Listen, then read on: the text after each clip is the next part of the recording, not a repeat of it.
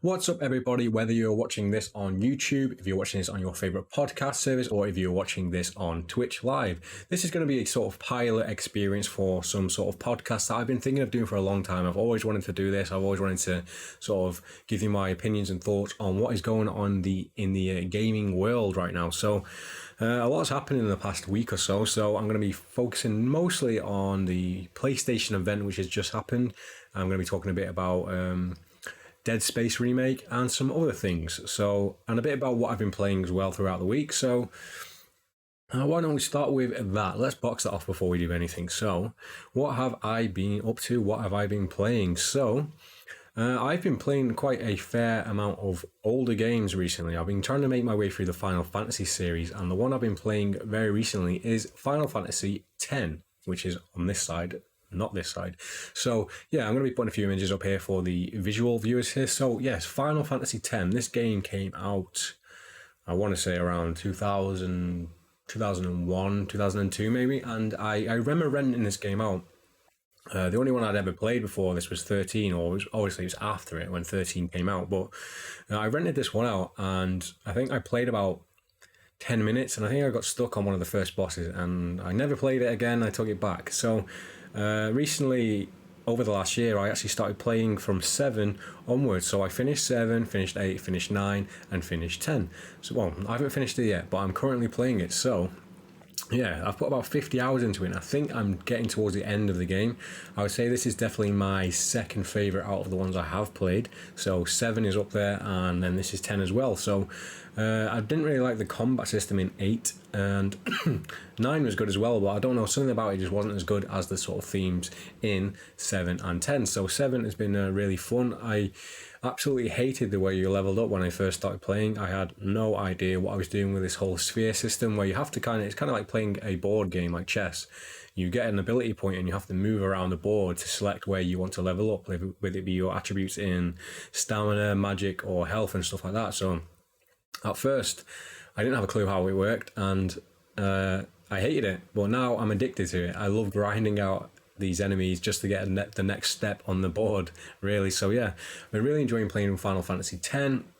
Like I said, I'm getting quite close to the end now, so I'm going to be starting X2 after that, because I'm going to try and get through 13, 12, and 15 before 16 comes out, and then obviously I'm going to play the Final Fantasy VII Remake as well. So yeah, we're having quite a good time with 10. I mean, really enjoying the story, and it looks exceptional on the Xbox Series X as well. I think this is upscaled to 4K.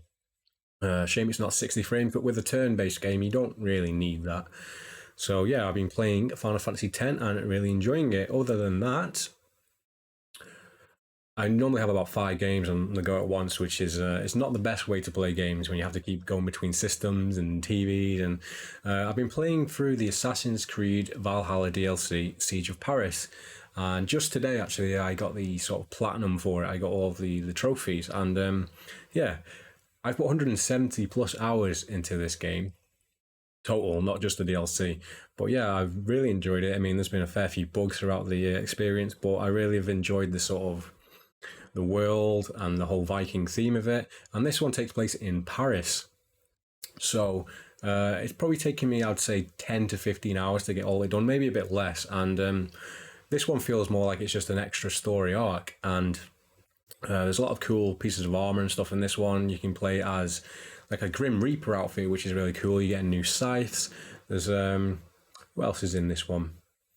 That's one of the best things about this DLC, the Siege of Paris, is that it has what's called as a black box mission. And what this is it's like the older games where you have a target to kill, and you have to sort of figure out your own way around killing them instead of just walking up to them and stabbing them. You can do it in different ways. So there's been a few different encounters in the game where you have to talk to people to find out information about, say, how to get into a certain building, or how to get into an environment where you have to wear a disguise, or when the person is vulnerable, and you have to use this information to figure out how you can kill them in a sort of more entertaining fashion, much like you'd see in something like Hitman. So there's one, without spoiling too much, you have to kind of take your clothes off and wear this weird robe and sneak into a room, and you have to kind of get on your knees and wait for the target to come to you, and then it triggers an assassination sort of quick time event. So those things are really cool, and it added a lot more to the whole target assassination with the Siege of Paris. So yeah, I really didn't like that, and hopefully going forward, whatever the next one is going to be, they sort of do that a lot more in the main story just to make it more focused. So I finished that today as well. I don't have an image for this one, but I recently played Mafia 3 for the first time. I've had it for so many years on Steam. Never got around to it because I just couldn't really run it on my old system. But now I got a new PC.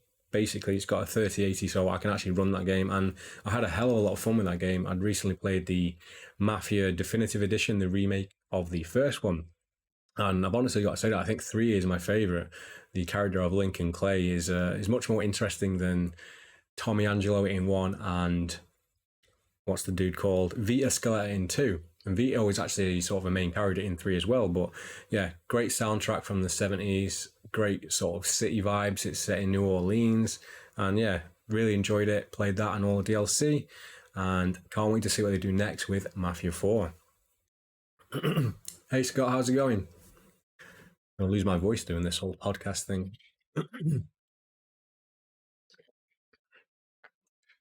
So let's get into the news then. So we've just had the PlayStation event, so I will be talking about that soon. But I'm going to go back just another like a week or so to some news that is very exciting to me also. So we're going to be talking about the.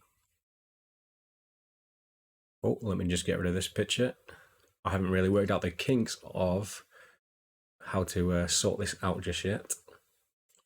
There we go. So we're going to be talking about the Dead Space remake. Now, I can't remember which studio is making this. It's certainly not the one that created it originally because they were shut down. I think it was Visceral, who worked for EA. So this is more akin to what you've seen in the Resident Evil 2 remake. It's sort of like a total overhaul. While it's trying to keep most of the mechanics and things the same. Thank you for the cheer, Mr. KDB. Hey, bud, just finished up my stream, but I thought I'd come pop for a lurk here. Podcast pilot, very exciting. Thank you, dude, and thank you for the bits or the cheers. I'm not really sure which is which. But yeah, so Dead Space. It seems like they are doing sort of from the ground up remake, but they are keeping most of the mechanics the same, I believe. One thing that has changed with this one is they are making it more of a sort of one shot. Like God of War, where the camera always follows you around, so I don't think there'll be any loading screens. And I'm not actually sure if there was any loading screens in the original because you seem to just walk from door to door.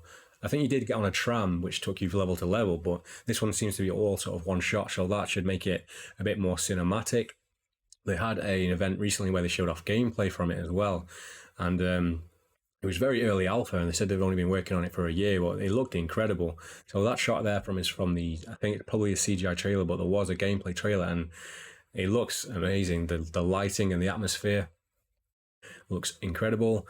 The gameplay, I think they've added something which is a layer of, well, I say a layer, it's taking layers off the enemies. You can actually now see damage on the enemies, like you can rip their flesh off so until you can see the bone. And that is giving us a new indicator that you're getting close to dismembering a certain limb. So it adds a little bit to the strategy of taking down the enemies, which is really fun. And also I'm a sucker for gore, so yeah, I can't wait to see that, and I can't wait to use like the weapons that just mince these necromorphs into pieces. The game, I believe, was slated for 2022. I can't remember if we saw a release date for it, but they can take all the time they want. One big hope I have for this is that if this thing does well, which I'm pretty sure it's going to be because horror is pretty sort of popular now and Dead Space was a popular franchise, I'm hoping that this spawns either a reboot of the series or a sort of sequel or a semi-sequel with a different character or just in the same world. So yeah, Dead Space has me very excited. One thing also they added to the game is that the person who voices Isaac in 2 and 3 is also reprising his role in this one. But the interesting thing about that is that Isaac doesn't actually speak in the original game, which a lot of people were worried about this. But the developers actually came out and said that they're going to be only using his voice in situations where it would be weird for him not to talk. So if Isaac is being spoken to by someone else, another NPC, he will reply to them. Because realistically, he would just look like a weirdo, just standing there in silence when people talk to him. So, yeah, that should be interesting. Not sure what he's going to be speaking about. He'll probably just be talking about sort of the mechanics of the ship and what he can do in the situation. So, yeah, I'm looking forward to that just to see how it differs and if it adds to the plot of the game. So yeah, Dead Space is going to be awesome. I can't wait for it, and hopefully it inspires a team or the original team to come back and sort of make a sequel or a reboot.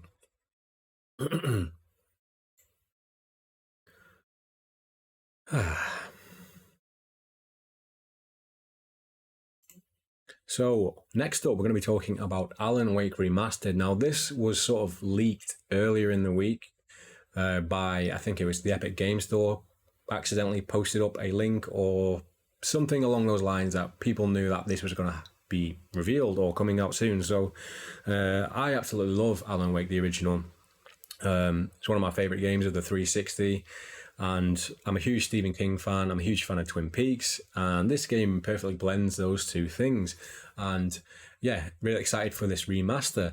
Now, they showed the trailer for this at the PlayStation event, so I won't be talking about it in that section, so I might as well get it out now. So yeah, it's coming out on the PS4, PS5, Xbox Series S, X, and the PC. So I'm not actually sure about what is different. I believe it's on the same engine. It's more of just a visual upgrade. So from what I believe, it's on the old engine, which they cannot introduce things like ray tracing, but there will be some nice baked lighting in there to make it very atmospheric, because a lot of this game takes place in forests, in the dark, in the mist and the fog. So yeah, I can't wait to see what they do with that.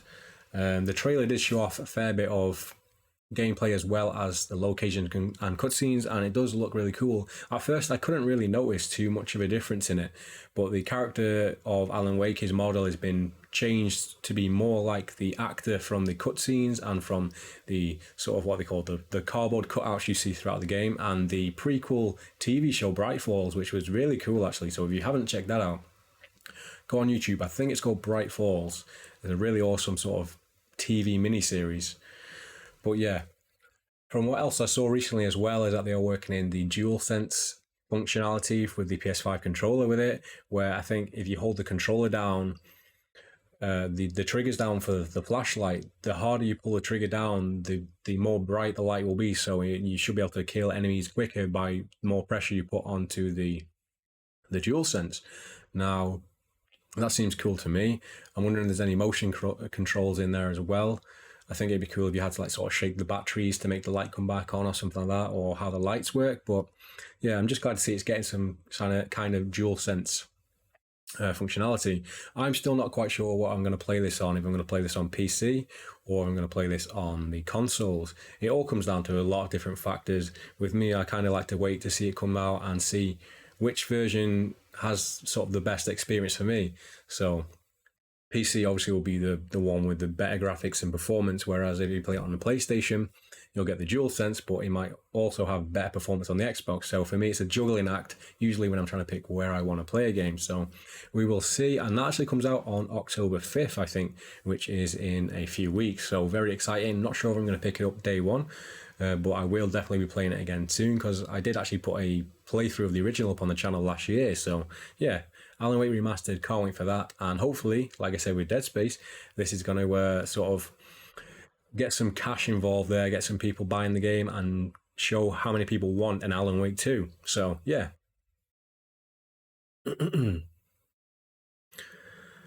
So I guess we better get talking about the PlayStation Showcase. So PlayStation was not at E3 this year, and they haven't been for the past couple of years. So they kind of do what they want now. They don't have to be at an event. They can do it in their own time because they know people will love it. They know they have the games to show. So I was excited to watch this because we haven't seen much from PlayStation in a while. Wasn't sure what we were going to get. I had my sort of speculations and ideas, but there's a few rumors that have been going around for a long time about things like a Metal Gear Solid remake or a... What else was there? I'm trying to think now. There's been a few things that... Oh, Silent Hills, obviously. They're the two sort of end of the show games I was hoping for. But you can't have it all, and those games will surely come, hopefully. So, first up, let's just have a quick look through the games that they showed off and what I think about them. I'm not going to go through every single game that was at the showcase, but I'll just go through the ones that sort of piqued my interest. So, I think quite near the beginning of the event, they showed off Star Wars Knights of the Old Republic, the remake. So this is something that has been long rumoured as well.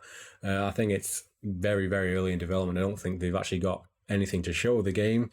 But I'm excited for this one because I never really played the original. I have the original on my Steam account, and I think I've played maybe 10 minutes of it, but I never got around to actually starting a proper playthrough. And I mean, it's quite aged right now as well. So bringing this thing into the 21st century should be incredible. I don't know too much about it. Unfortunately, I know some of the big twists in the story. So if I could get amnesia between now and the time this releases, that would be great. But yeah, can't wait to see what they do with this. It seems like it's got to be more than just a visual overhaul, and gonna need to sort of change up the whole way it plays, I would imagine, because the like I said, I've not played it, but I think it probably wouldn't match up to sort of the modern age RPGs we get to play at the moment. So can't wait to see what they do with that. I mean, they made BioWare with the creators of this, they made Mass Effect after, so I wonder what sort of transfers over from the Mass Effect games into this one, and whether they're not this game, actually Old Republic Remake, will sort of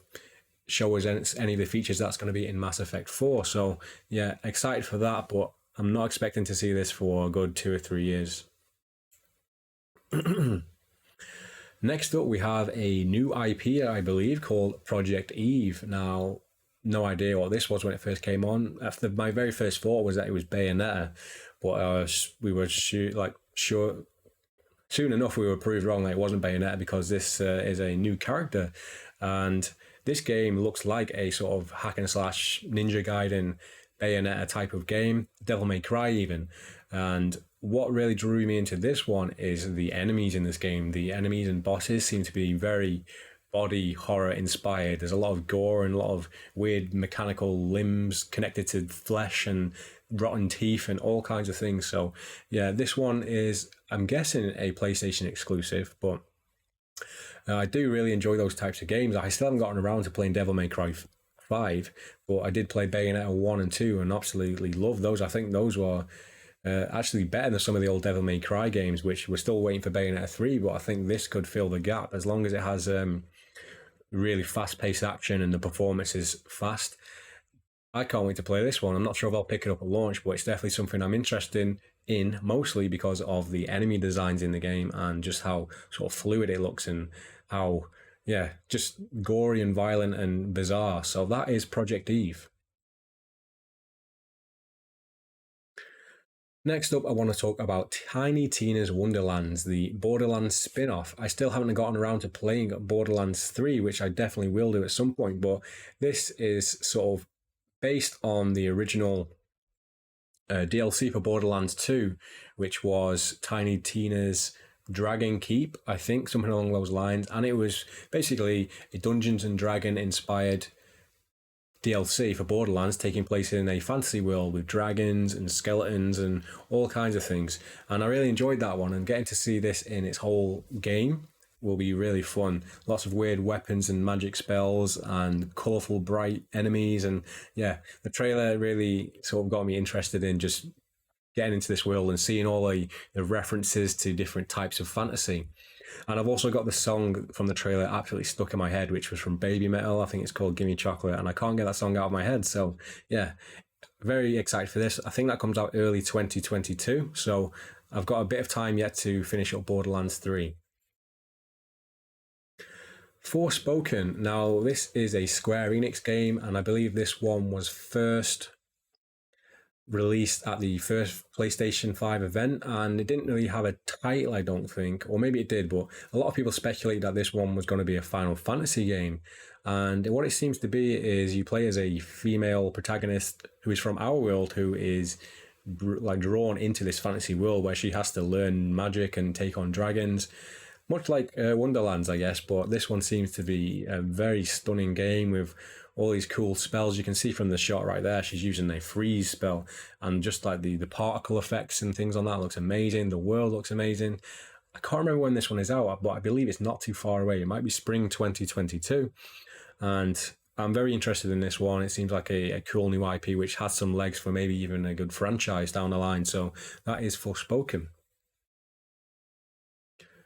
Ghostwire Tokyo we're going to talk about now. So this is by Tango Gameworks, I think, and it's the team behind the Evil Within games, which is Shinji Mikami, the man who created Resident Evil. So when this was first announced, I was a little bit disappointed purely just because it wasn't Evil Within 3, because I do actually love those games. And the fact that it going to first person as well, it really threw me off. I was expecting like a really gritty horror game. But the more I see of it, the more I'm kind of interested, but I just don't know what it is. It's a very weird looking game and a very weird style. It seems to be first person uh, karate mixed with Doctor Strange magic spells. And yeah, I mean, I am interested to check it out. Don't know when I will be playing this one, but if Shinji Mikami's involved, I'm going to have some kind of interest in it. And if it's made by the people who made Evil Within, yeah, I will definitely be checking it out at some point. Can't wait to see how it goes. But the trailer looked pretty stylish. Kind of reminds me a bit of the Dishonored games mixed with, yeah, a sort of horror game. So that's all I've got to say for that one. Yo, Chato. Hey, Ivy, how's it going? So, the Guardians of the Galaxy game, this was actually only announced not too long ago. And it kind of, yeah, I think it was rumored, but everyone kind of forgot about those rumors. And it looks pretty awesome. And it's out soon, I think. I mean, I think this is a Square Enix game as well. So, a lot of people are right to be worried about this because I think they made the Marvel Avengers game, which hasn't really turned out the way a lot of people wanted it to be. So, at least this one is a single player focused game and not a live service, from what I believe. And I think you play as Star Lord with the opportunity to use the other members of the Guardians of the Galaxy, kind of like you would in an RPG game where you set the other characters to do moves or to help you out. I'm not really sure how it will work, but from what I've seen, it looks pretty awesome. It looks like it's got a cool soundtrack. It's got a lot of sort of 80s thrash metal from what it seems. They've kind of made Peter Quill in this one more of an 80s metalhead rather than a 70s sort of funky music guy. So I probably will check this one out at one point. It's always cool to see a different take on the characters as well, which is hard for a lot of people to take in when characters that have been on the big screen are then put into a different sort of media format. Obviously, we've had the comic books for years, but a lot of people will only know them from the film. So it's kind of a hard thing to do to get the characters to be liked by an audience who've already loved the previous set of characters in a different format. So I'm hoping that this one will let people see that the characters can be awesome just from this game, and it will spawn some sequels and we'll get a big franchise out of it. Who knows?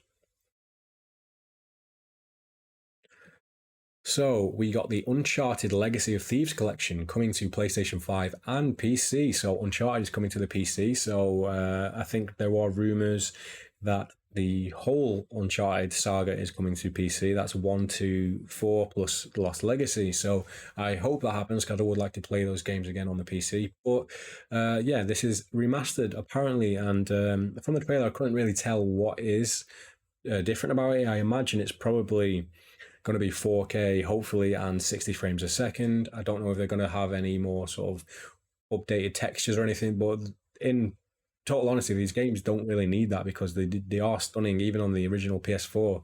So anything they do add to the game, as long as they have sort of better performance, I think this is going to be a hit with players who've played it before and for new players.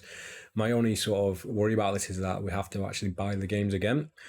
Hopefully, if it is just sort of a frames per second patch, we just get a free update like we did for most of PlayStation's games. But they've kind of said they're going to be banging £10 upgrades on most of their games going forward. So we will have to wait and see what happens with that. But I am looking forward to playing Uncharted 4 again on PS5. So not sure when that's coming out, but I think the PC version is coming out a little bit later than the PS5. So I guess we will have to wait and see.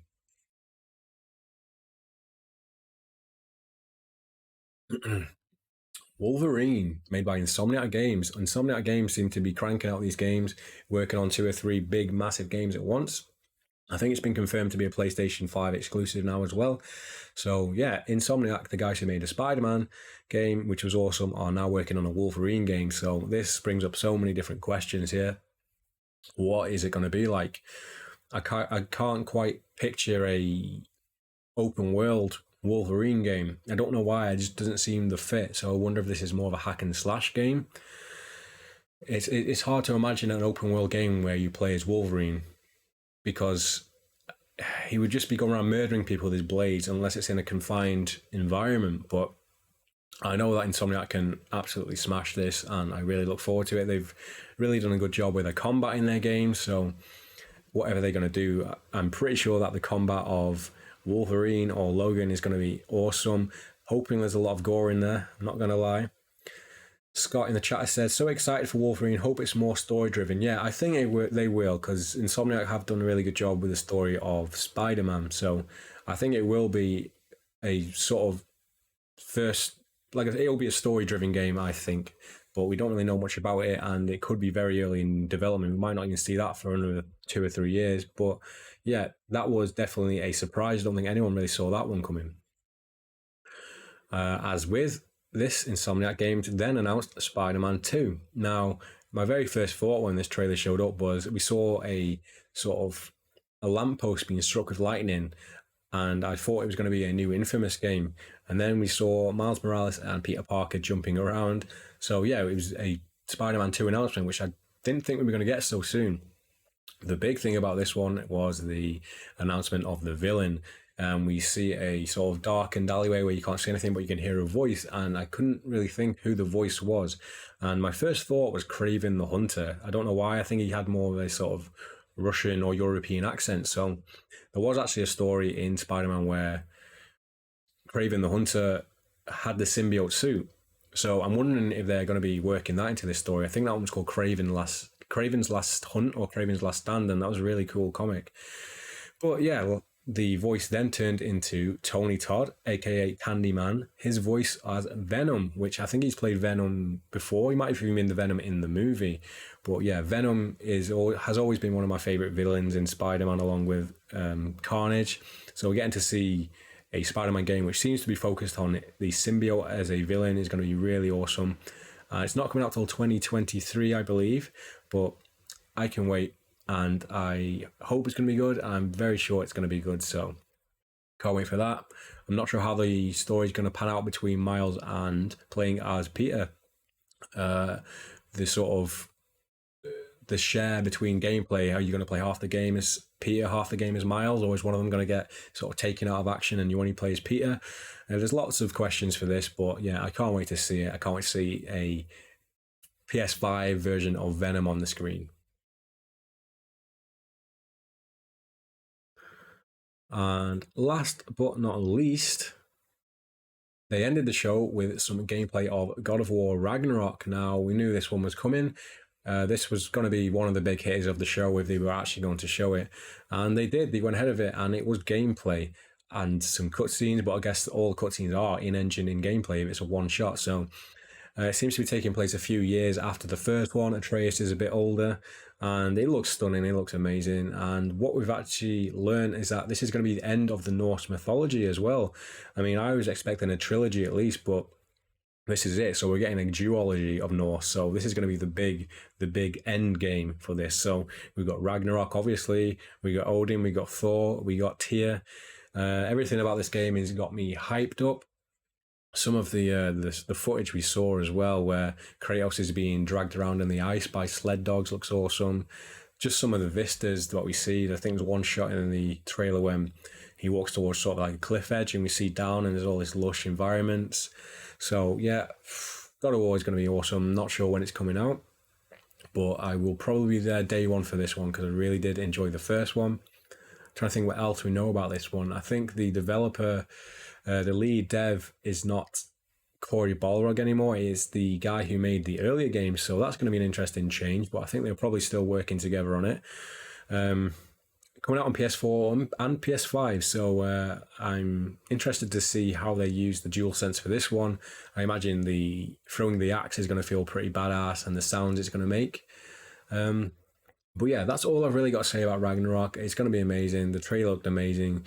We've got this really big version of Thor, which a lot of people seem to be raging out about on Twitter, that he's not the ripped dude from the Marvel movies. He's more of this big, bulky, fat dude with hands about this big who can rip you to pieces. So I am looking forward to seeing that. We also have Tyr as well, the god of war, I think he is in Norse mythology, and he's about 8 foot tall. So yeah, everything about this game has got me very hyped about it. So, as this is being a pilot podcast, I don't really have too much sort of ready for you, as in like different segments and stuff. It's mostly just been gaming news this week. But if you do have any ideas for things, I would love to hear them. I mean, I'd love to have sort of maybe emails or a question section where you guys can give me your questions or about gaming, about what's going on, about anything really that I feel comfortable answering anyway. And I can add that into the show for the next week or whenever. Not sure if this is going to be a weekly show or not. I mean, I would like to. It just depends on the day and how busy I am. But yeah, I think this has been a quite a good first introduction to this podcast idea. I've had lots to talk about. And I'm sure there's going to be lots more coming up, but we have Tokyo Game Show very soon. And obviously a lot of game releases coming soon as well. I'm not sure what I'm going to be picking up next. I've just downloaded the New World beta, the new MMO from Amazon Games, and I might have to give that a go later tonight as well. And I'm hoping I can finish Final Fantasy X this weekend as well and start fresh. I'm also playing Skyward Sword on the Switch, which I'm very close to finishing. So hopefully very soon I'll be down to just one game, and then I can get my backlog down in a much more efficient fashion. So thank you all for watching this first podcast, whether this has been on Twitch, whether this is on YouTube, or you're watching as a podcast. So yeah, thank you all. Hope you've all enjoyed it. Do give us a follow wherever you're watching this, and I will see you again with the next one, hopefully whenever we get some good news. So thank you all, and I will see you with the next one.